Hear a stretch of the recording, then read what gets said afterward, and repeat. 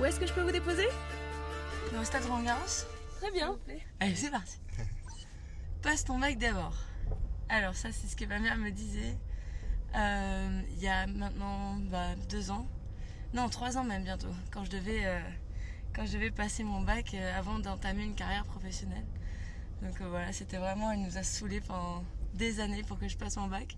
Heureusement, j'avais 2 ans d'avance, donc finalement, j'ai réussi à l'avoir à 16 ans et j'ai pu me consacrer au tennis complètement.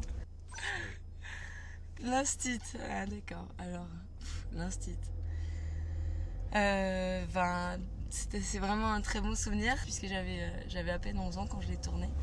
Et ce qui me fait marrer, c'est que je suis tout simplement le personnage principal de ce téléfilm. Je suis quasiment plus à l'écran que Gérard Klein, donc c'est vrai que ça fait bizarre de se voir pendant 1h30 à la télé.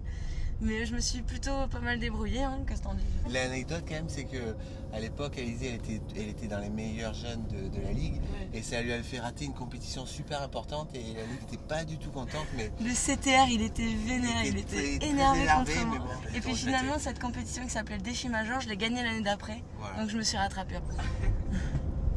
Mon favori pour Roland Garros. Je vais pas trop me mouiller si je dis Rafa. Mais Djokovic, il est pas trop mal non plus. Hein. Djokovic se rapproche. Il est pas mal, Djokovic. Ouais. Ouais, je parle pas physiquement, hein, mais il joue pas mal. Non, je parlais aussi de son jeu. Tu fais quoi si tu gagnes Roland Garros? Tour du club à poil. Au moins. Merci beaucoup en tout cas pour le trajet. Hein. C'était très Merci sympa. beaucoup. Et je vous en prie, passez une excellente journée. C'est gentil. En plus, le temps est au rendez-vous, donc c'est nickel. Au revoir.